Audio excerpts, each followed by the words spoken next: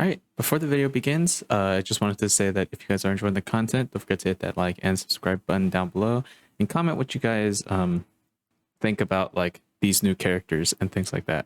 I really want to hear your guys' opinion and like feedback, I guess, on these characters.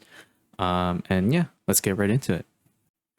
Alrighty, hello everyone, welcome back to another Slime Isekai Memories video. So, the official Slime Isekai Memories Twitter tweeted out a picture for the two new units coming tomorrow, I believe.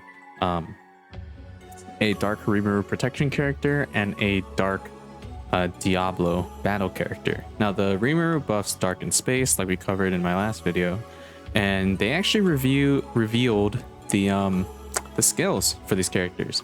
Now, the kind of Slime Isekai Memories news, an unofficial account, did the translations and stuff like that, and we have we get to take a look at their skills.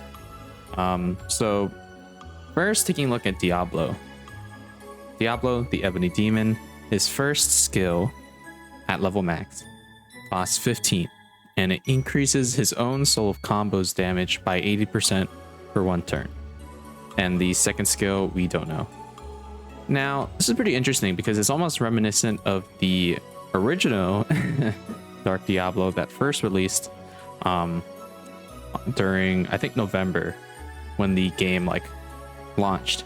And they're both single target dark characters, and his sort of thing was also buffing his own attack, but rather than Soul of Combos, he buffed his own attack by 25% and then decreased their dark resistance by 10% for one turn. So I think this skill is a little bit better just because it offers more damage and more of a buff for his attack. But for the second skill, I think he needs to offer something else. I think like he's already decent in the fact that he's doing his own, like he's increasing his own damage, but it's also the fact that he's only buffing his own damage and not everyone else's, so it's kind of limited. But I think the second skill really needs to be something, either like an orb changer, because the dark team, they have I mean, the original Diablo changed one orb which isn't really that great anymore. And I mean, we have Beretta, who changed blue into orange, and the Dark Millum right here, who changed orange into blue. And then I think those are the only like three dark characters, like dark 5-star characters, who do any orb manipulation. So I think he would need to be an orb changer or offer something else to really make him like stand out as a unit. Just because like I said, the damage isn't bad, right? The 80%, that's a pretty significant increase, but it's just the fact that it's only his and not everyone else's, like Millums, that you're actually going to get more out of using Millums rather than his, unless you're only specifically relying on his like attack to be buffed. I mean, it's 15 skill points, so it's definitely not a bad skill, but I think the second skill needs to be something significant. Really incentivize people to summon for him, aside from the fact that, oh, maybe Diablo's your favorite character or whatever.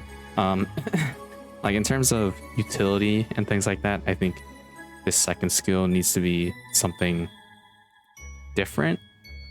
But let's take a look at the protection character, RIMURU Tempest, the Stately Sovereign. Guidance of Divine Protection announced in-game. His protection skill at level max increases all allies' defense by 50% for 2 turns, increases all allies' dark attack by 15% for 2 turns, and decreases the skill cost by 20 for Vanguard allies. So his skill set is almost like where protection characters, where she almost like Sokka's, because she they both decrease skill cost. I mean, she increases guard rate for 3 turns while he increases defense by 50%. He also buffs attack while she buffs Soul of Secrets skill gauge. So it's slightly different, but they're both defensive characters. Now, I think the fact that he's already relying more on defense, or like his main thing is like buffing defense, right? I think that kind of, from what we've seen so far, I think the protection characters that are more defensive, like Shuna, for example, or this Elemental Colossus, or even the Sokka, right? Like, they're definitely not bad, right? Sokka, I think, being kind of the best out of all of them. But it's not like they're bad, but units that are more offensive, like Veldora, the new Space Veldora that we just got, you can really see the difference in like power between the two. Not to say that, you know, like the more defensive protectors are bad. It's just that when you use a more offensive like protection character like Veldora, who infinitely buffs attack, or space attack specifically, increases Soul's skill point increase by 50% up to 250%, and increases the skill cost limit by 40, max is 999. It's just like on a different level compared to like Rimuru's skill. Because I mean, the skill cost by 20 for Vanguard allies isn't bad, right? Like if you need to heal a lot or like use a lot of skill points, like a lot of skills and a lot of skill points, this the skill cost decrease by 20 isn't necessarily bad, but the defense is not, it's okay. Like defense, you for like Heroes Jubilee and stuff like that, like could kind of work, I guess, or like where stages where you don't want to die really fast, and the 15% dark attack increase is kind of okay, but it's not enough. I don't think, like, it's just not enough to warrant, like, I don't know how to explain it, but it's just like these skills where they increase like defense by 50% or like dark attack by 15%. It's okay, but you can get that by using the regular skills for the battle characters. Putting them on the protection characters already kind of limits what they can do. When you have units like Veldora who can do things that the battle characters can't, and you can get a higher like you can stack more skills because you have like a bigger skill cost limit, right? Like with Veldora, for a lot of people that use them, even in like the Heroes Jubilee, right? Like you can, if you use him like 3 or 4 times, you can use like Millam's skill, you can use the Masked Hero skill, you can use Space Millam skills, and then if you're lucky, you can get like, I don't know, maybe Space Rimuru's attack skill. And that's so many buffs stacked on top of each other that like you can almost one-shot anything. Now, of course, it's specifically like Heroes Jubilee, right? But if you're using this Dark Rimuru, you can't do anything like that. I mean, you can get a 15% dark attack increase, which isn't much. Like 15% is not that high.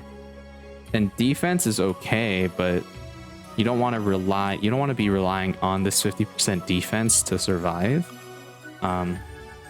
Considering, you'd need to build your team in a way to get a lot of protection, like the protection gauge, to use this automatically. So I don't know. Considering the dark protectors that we have, both Orc, Disaster, and Xion, it is like he does serve a different purpose, right?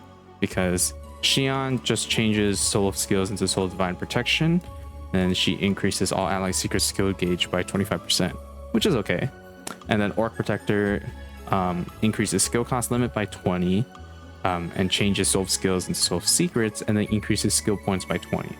So he serves a different purpose compared to them, but I think they definitely could have made him a bit better, considering we have protection characters like Veldora, like Chloe.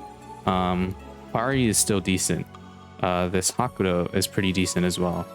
Just like, I think it's a little unfortunate just the way they decided to make him, because his like animations and all that stuff are really cool. It's just that his skill, like his protection skill, is a little bit lacking. Now this Diablo, we just have to find out what his second skill is. He seems decent in terms of like a single target nuker, right? But what his second skill might be, I think we'll kind of decide whether he's really good or just decent. And yeah, that's pretty much it. It's I when I first saw these, like before I saw the skills and when I saw their designs, I thought they were really cool. But now taking a look at their skills, I'm kind of a little hesitant on whether I want to summon or not, because I mean my dark team, like you saw in the last video, is not that great. But I don't know if it's worth summoning on this banner. Luckily this goes to June 3rd. So we have a lot of time, so I might not summon immediately. I might wait to see what they decide to do, because we don't really know what they're gonna do for next month. If they release, like if they go dark again and they do the same rotation of the 6 months again, and the dark units on the next banner are so much better, then summoning on this banner is going to be a waste, right? But yeah, I don't know. I would just say, if you're kind of thinking whether you should summon or not, and you're not entirely sure, I would say just wait a little bit, because this goes to the 3rd. They could release more characters next week. We don't know. I certainly was not expecting this. And we have like what, 2-3 more weeks until this banner goes away, so definitely a lot of time to gather your thoughts and determine whether or not these units are worth summoning for. Also watching like showcases as well will kind of help determine that. But yeah, that's pretty much it. I would just wait. I'm kind of a little hesitant on whether I really want to summon or not. It's a shame because they look so cool. But yeah, like I said, just wait a little bit. Thank you all for watching, and I'll see you all in the next one. Peace.